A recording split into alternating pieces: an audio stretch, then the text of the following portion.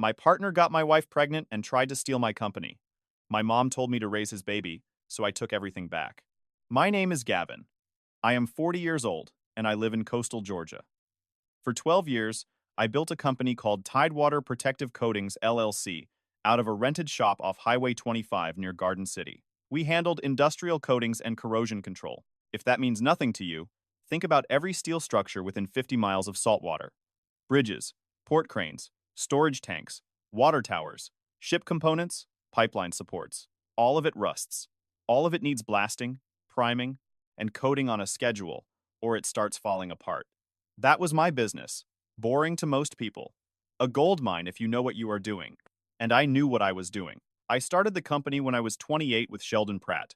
Everybody called him Shell. Shell and I went all the way back to middle school in Rincon. We played ball together. We got in trouble together. We worked summers on the same shrimp boat out of Thunderbolt when we were 17. He was my best man when I married Karen. I was his best man when he married his first wife, a marriage that lasted 11 months before she cleaned out their joint account and moved to Tallahassee with a bartender. When that happened, I drove down there with him to get his dog back because he was too wrecked to go alone. When I was 22 and flat broke after a layoff, Shell let me sleep on his couch for 3 months and never asked me for a dollar. That was the kind of friendship we had. Or at least, that was the kind of friendship I thought we had. After his divorce, Shell stayed single, stayed hungry, and poured everything he had into the business right alongside me. We split ownership 50-50, two equal members of the LLC. I handled operations, estimating, client relationships, and crew management. Shell ran field production.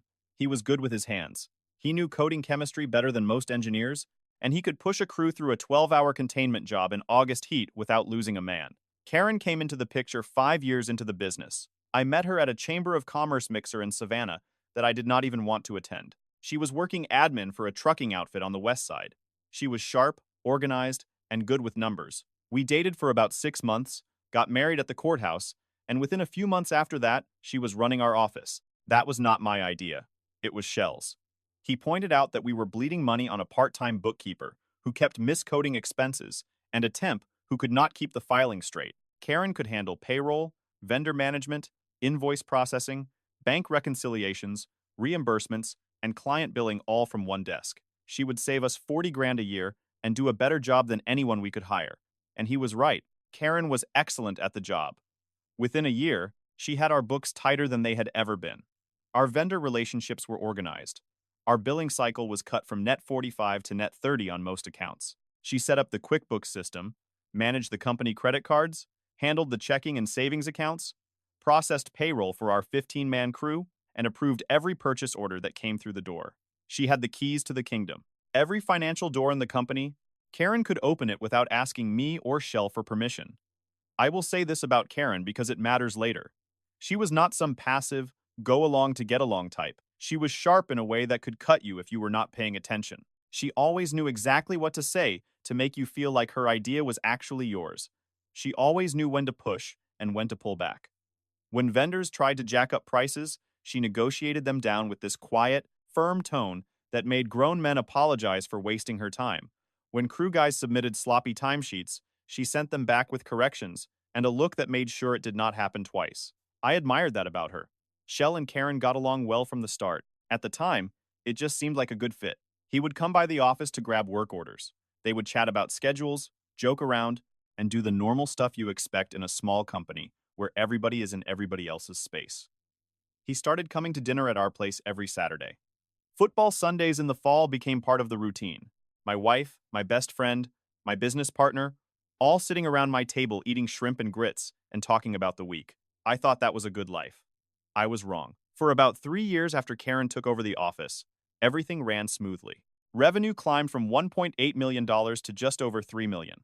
We landed a recurring maintenance contract with the Georgia Ports Authority for 2 container crane systems at Garden City Terminal. We picked up bridge work for the county. We got on the approved vendor list for 3 regional chemical plants. We bought a second spray rig, a new blast pot, and a containment trailer. We hired 4 more guys.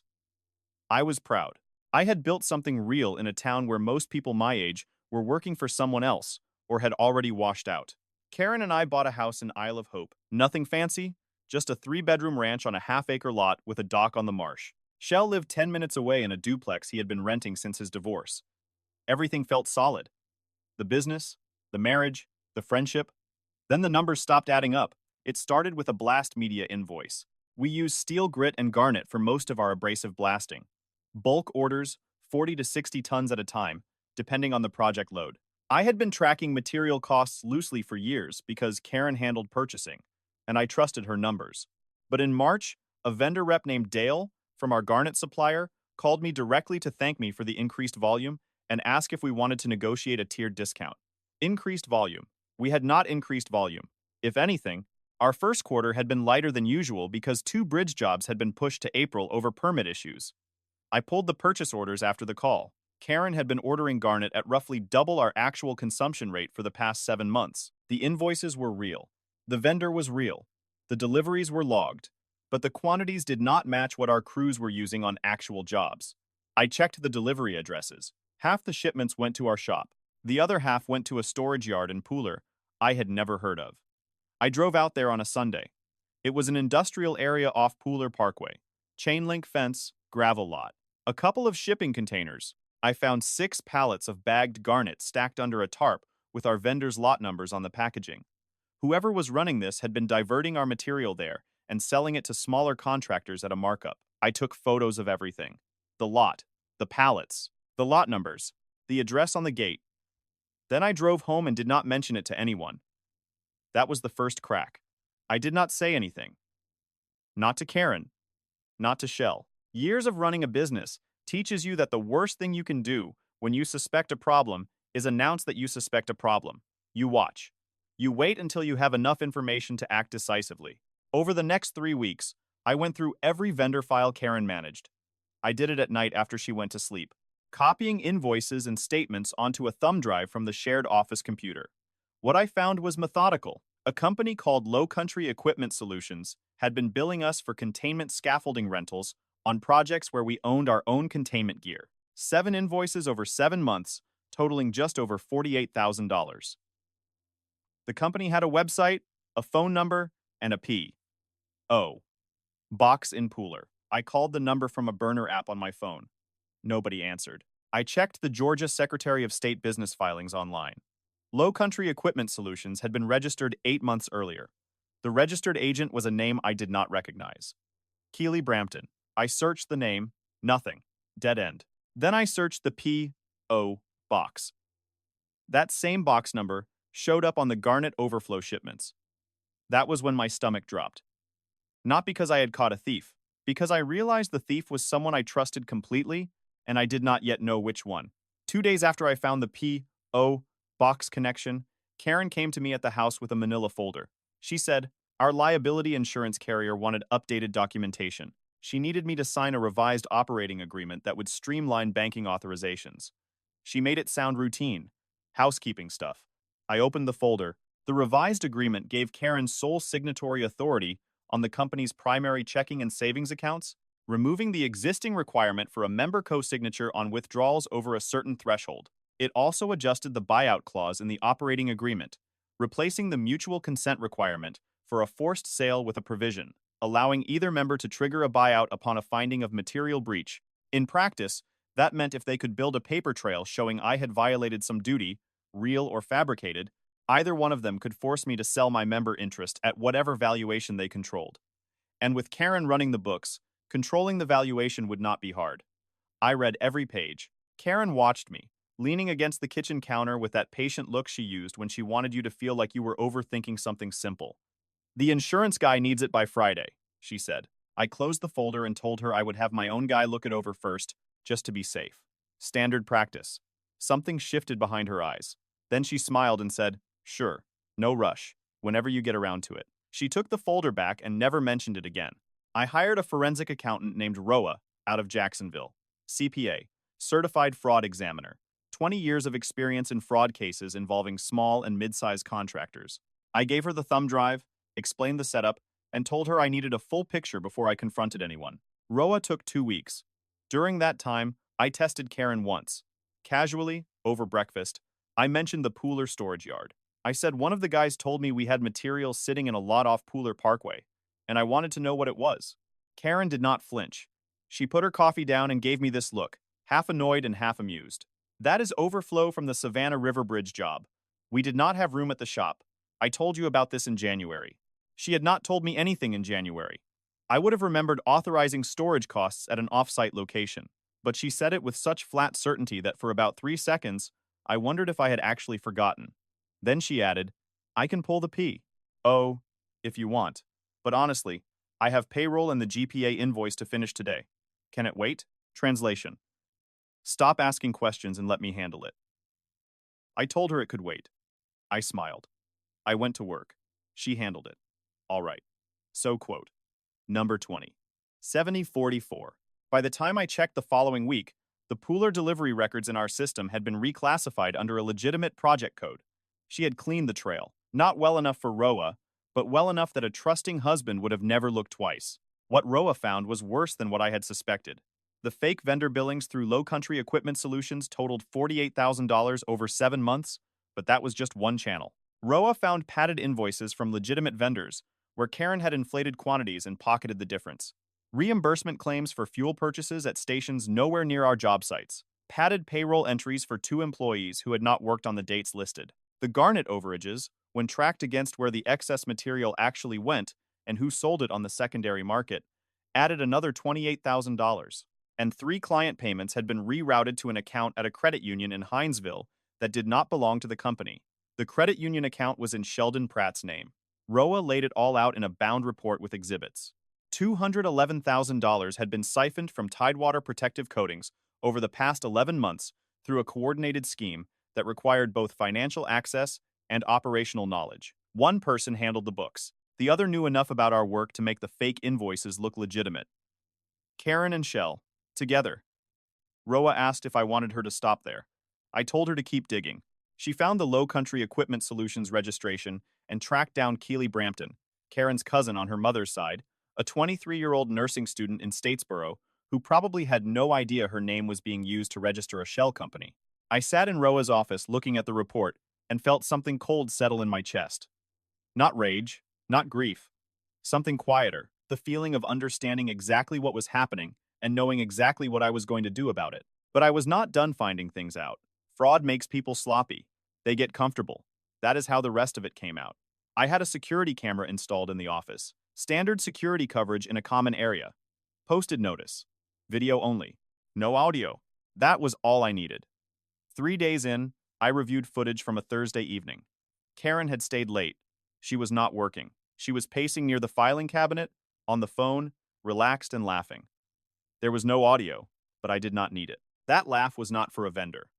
The next morning, I was on the shared iPad resetting a vendor login for the company accounts when a message preview popped up from Shell.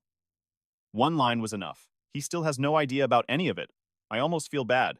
Almost. 4 days later, the camera caught Shell coming into the office at 9 at night. Karen was already there. I watched the feed on my phone from a motel room in Jessup, where I had told Karen I was staying for an early morning tank inspection. They did not do anything for the first 20 minutes. They just went through files, moved papers around, and printed something. Business stuff. Fraud stuff. Then they were on each other right there on the desk I had built out of reclaimed lumber from a demolished warehouse on River Street because I thought it had character. Before I closed the app, I rewound and paused on what they had been printing. I zoomed in on the pages sitting in the output tray. I could not read every word, but I could make out enough. It was the revised operating agreement, the same one Karen had brought me 2 weeks earlier with the adjusted buyout clause and banking authorizations. They had been refining it, working on version 2, probably with language that would hold up better if I pushed back again. These two were not just cheating. They were building a case to take my company. I watched long enough to confirm what I needed to confirm. Then I closed the app, set the phone down, and stared at the ceiling of the motel room for 2 hours without moving. My brain went back through every Saturday dinner, every handshake at the door, every look between them I had dismissed. It rewrote all of it, every single moment. The affair had been going on at least as long as the financial scheme, maybe longer. Shell had been to my house every weekend for the past year. Dinner on Saturdays, football on Sundays during the season. He would sit at my table, eat food Karen cooked, shake my hand when he left, and then apparently come back when I was not home. I spent the next week building my case. I downloaded every piece of footage. I backed up Roa's financial report to 3 separate locations. I met with an attorney named Juan Gatch, a litigation guy out of Savannah who specialized in business disputes and LLC dissolutions. Juan reviewed everything, asked pointed questions, and laid out my options with the kind of calm precision I needed. During that same week, I caught something else. One of my foremen, a solid guy named Tully, who had been with us for 4 years, mentioned that Karen had called the Port Authority project manager directly to reschedule our crane maintenance window. She told the project manager that I was overextended and that she and Shell would be handling coordination going forward. I called the project manager myself. Casual. Friendly. He confirmed it. He said Karen had been professional, said I was slammed with bids, and said Shell would be the primary point of contact for the next quarter. The project manager did not think anything of it, just an internal reshuffling. But it was not reshuffling. It was positioning. She was moving me out of my own client relationships so that when the time came to cut me loose, the clients would already be used to dealing with Shell and Karen. Smooth transition, minimal disruption, like I was the one being phased out of the company I built. I thanked the project manager, told him I would be handling things personally going forward, and made a note for Juan's file. Then Karen told me she was pregnant. She did it over dinner on a Wednesday. Grilled shrimp, rice, the works. She was smiling in this careful, practiced way. She told me she had been to the doctor that morning and was 8 weeks along. I did the math before my fork hit the plate.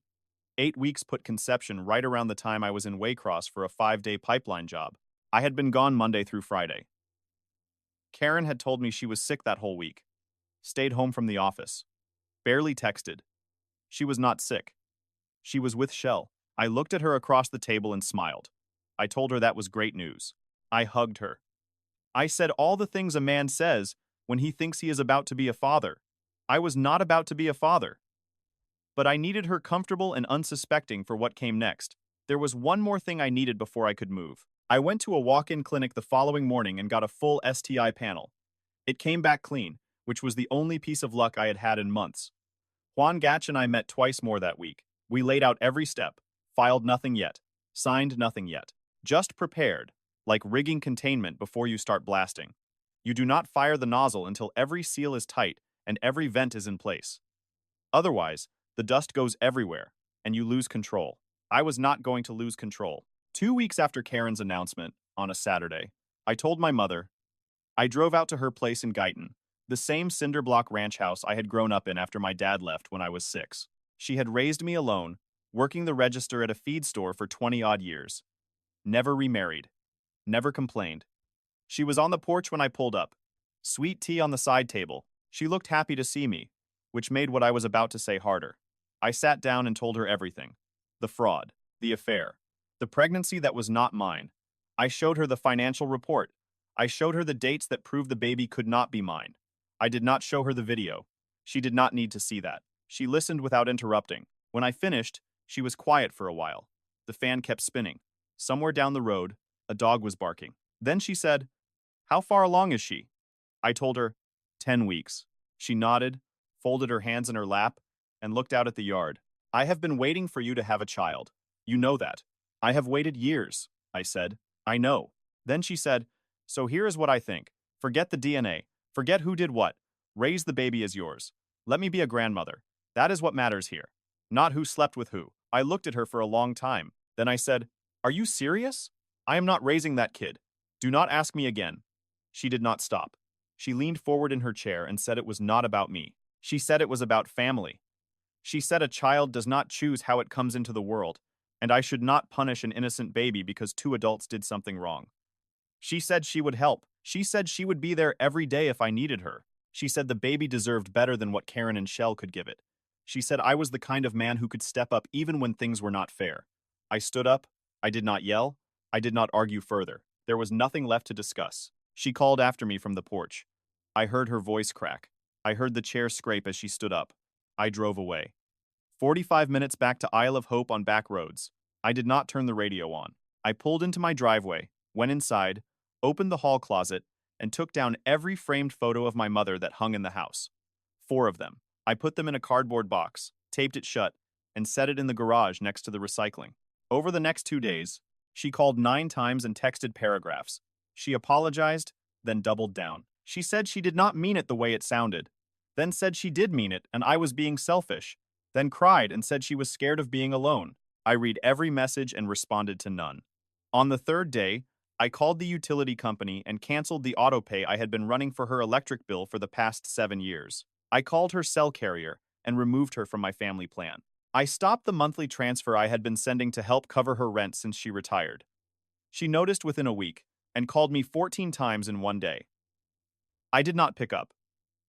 She drove to my house. I was not there. She went to the office. Karen told her I was on a job site. That was the last time I initiated or received any communication from my mother. I executed everything in 1 week, Monday through Friday. I planned it like a shutdown project, every step sequenced, every contingency mapped. Monday morning, Juan Gatch filed an ex parte emergency motion for a temporary restraining order, freezing all Tidewater business accounts pending a forensic audit. The motion argued immediate risk of asset dissipation, given that two individuals with direct account access were actively siphoning funds and had already demonstrated a pattern of covering their tracks. It included Roa's report, bank records, fake vendor documentation, and an affidavit from Dale at the Garnet supplier confirming delivery discrepancies. The motion also sought injunctive relief granting me temporary sole operational control of the LLC and barring Karen and Shell from the premises pending a full hearing.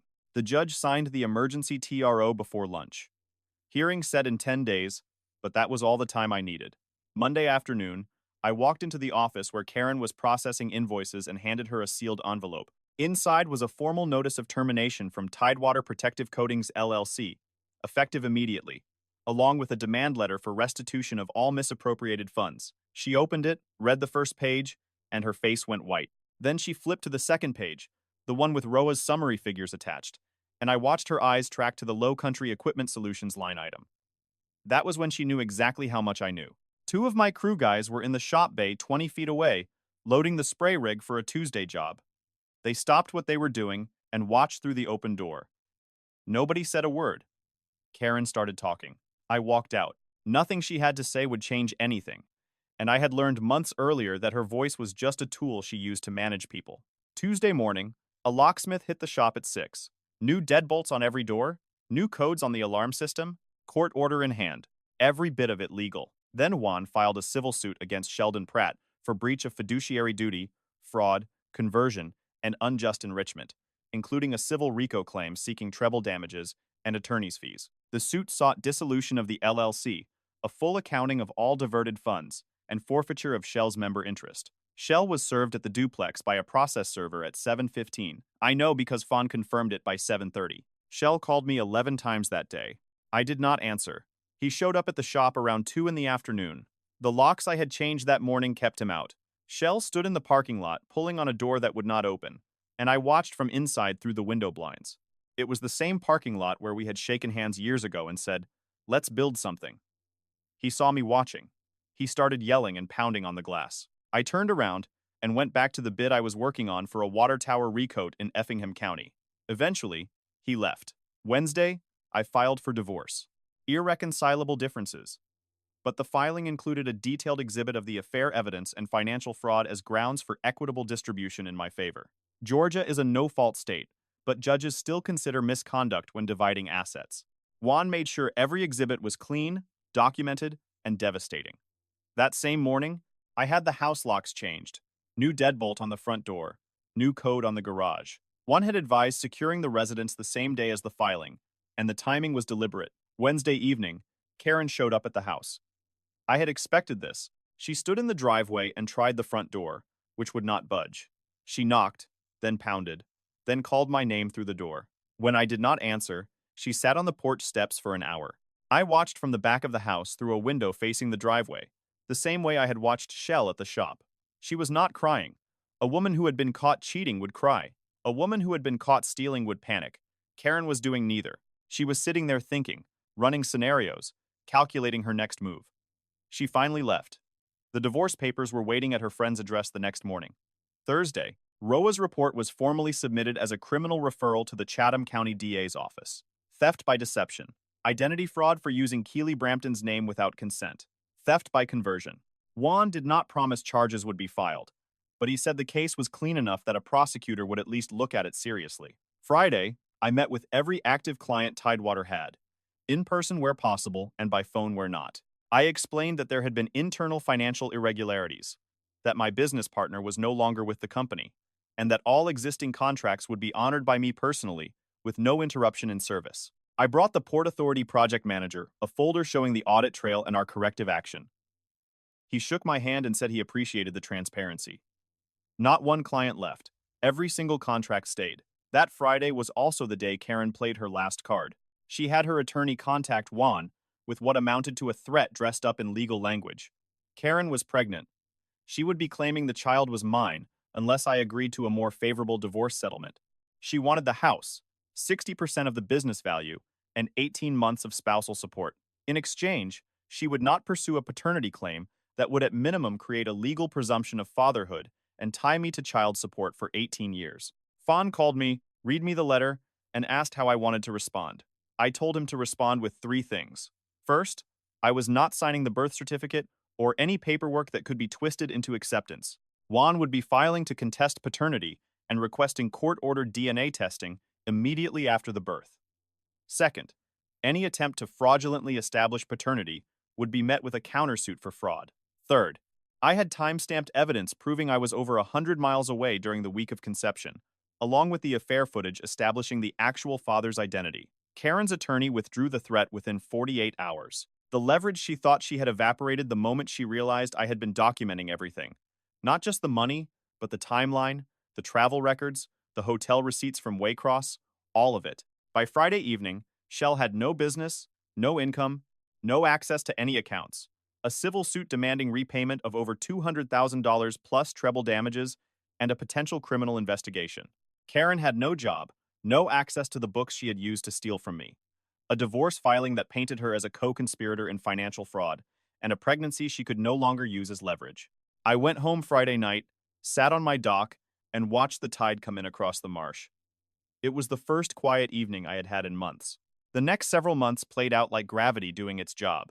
The divorce moved quickly on temporary orders. Within weeks, the judge entered interim rulings, granting me exclusive possession of the house, sole control of the business, and freezing joint accounts, pending final resolution. Karen's attorney tried to argue that she was entitled to half the business value and spousal support because of her pregnancy. One countered with the fraud documentation, showing she had already extracted well over $100,000 from the company illegally. The judge was not sympathetic to Karen's position on the temporary orders and set the final hearing for after the birth, so the paternity question could be resolved. Karen had the baby a few months later, a boy.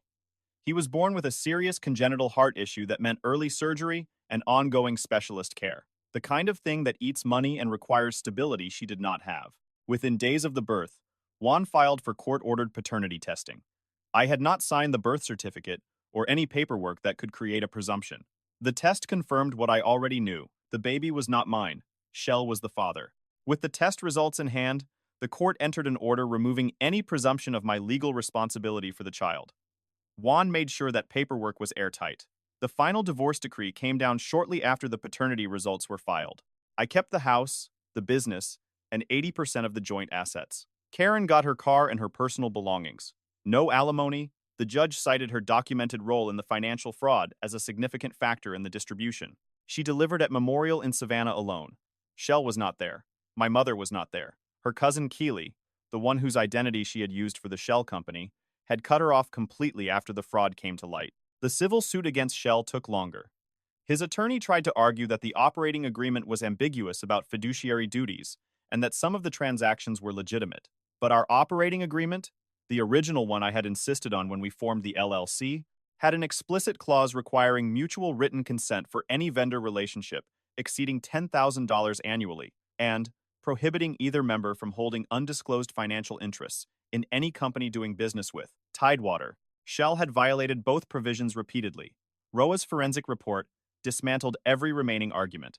The Shell company, the fake invoices, the rerouted payments, all of it documented down to the penny. Shell settled before trial for the full restitution amount, plus $60,000 in damages. He did not have the cash. He signed over his truck, his boat, his savings, and agreed to a 5-year payment plan on the remainder. Juan attached a lien to the settlement agreement to protect our position.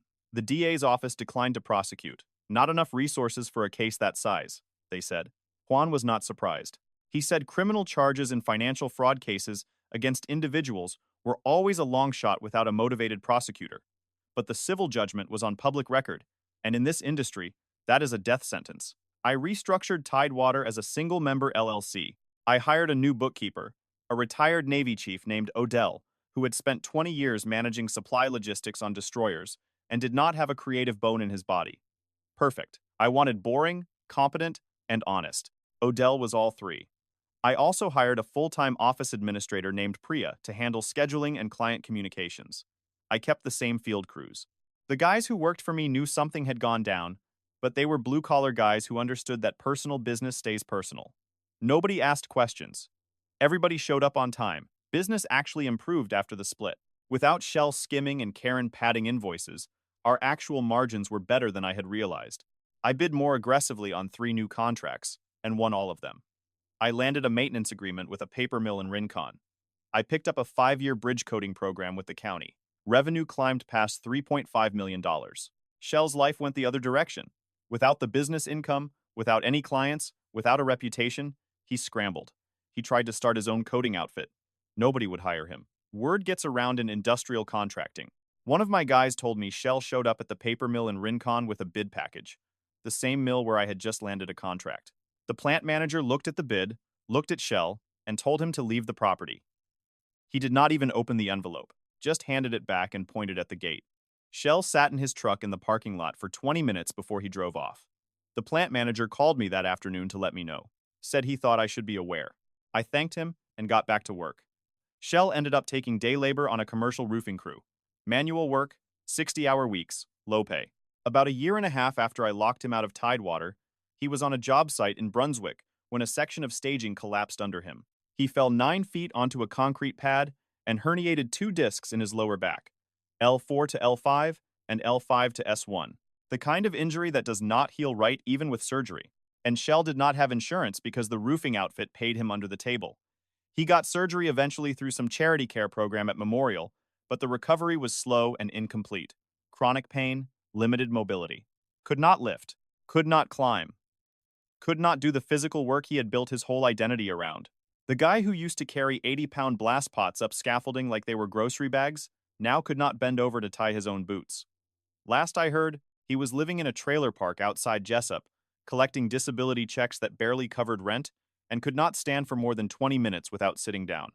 I did not feel good about that. I did not feel bad either. He put himself in a position where he had no insurance, no savings, and no safety net because he had spent a decade's worth of goodwill stealing from the one person who would have caught him if he fell. Karen tried to get child support from Shell. She filed in family court. Child support took priority over my civil judgment on his wages, but it did not matter much.